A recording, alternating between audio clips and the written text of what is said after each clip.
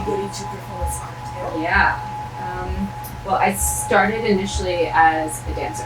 That kind of initiated it. So this aspect of performance, but it became body moves and body movement and utility of the body.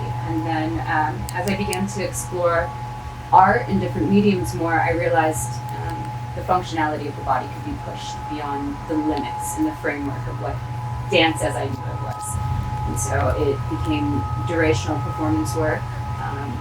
Worked on pieces up to 4 days, and then I began to want to test the more internal intrinsic property of what would happen to the emotional release of the audience while I was performing.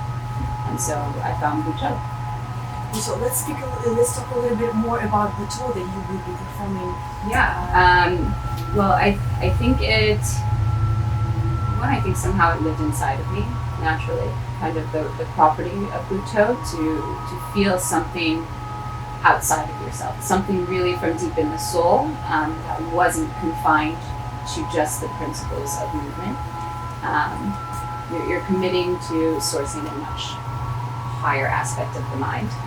And then I had a really extreme year of death in losing 14 people. And in 1 year, you lost 14 of your friends and people friends you know and family. Yeah. And so the reality of death and the existence of just this very finite experience we have as a human life became a very real piece how of fragile my life. You probably started feeling how fragile and short this could be. And I began to examine my body as well and what I was doing and the movements of the body and the pain and how that pain was residing inside of my body as I was processing it. And at one point, I was able to transcend time and process it through the act of performing Butoh. Mm-hmm. And then it became the realization of the infinite experience that we all return. So it's actually a very interesting fact, and I wanted to hear about how through physicality, through the physical moves, you can reach the mind and psyche, or what would be the best word that you would use, the consciousness, right? Inside. So I love that you were reaching that point through the physical moves. You reach the conscious. Would you mind telling a little bit about that, right? About philosophy like that? Yeah, I think part of the principle of Butoh is that it's not always beautiful, you know, as is the same as life. Life is not always beautiful, and that's what I felt, and to come to terms with that. So in a lot of the aspects, you move this darkness. It almost comes from a place of darkness, and a lot of the facial expressions and the things that are trying to come out of you come in a very almost ephemeral, ghost-like way. It's a little painful and kind of, you know, ugly.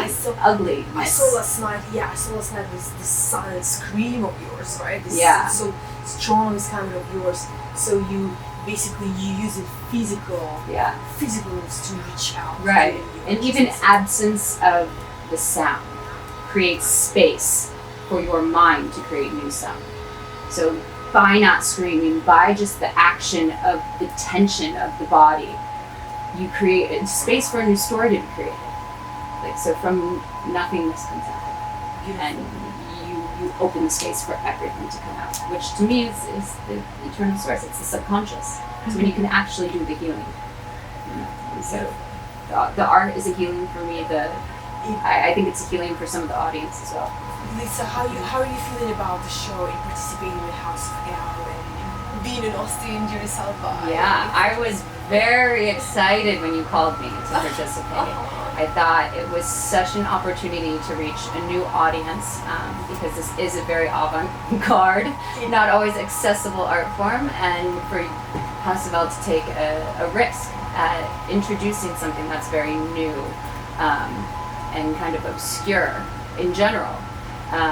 Makes me really happy that that's being invited into Austin and the art scene here, and knowing that there's a place for it outside of, you know, the corridors of Berlin and Japan, like, you know, that it is more expansive and people are having the same emotional experience with this art form as they would with seeing a beautiful picture. And so just giving a platform to performance art.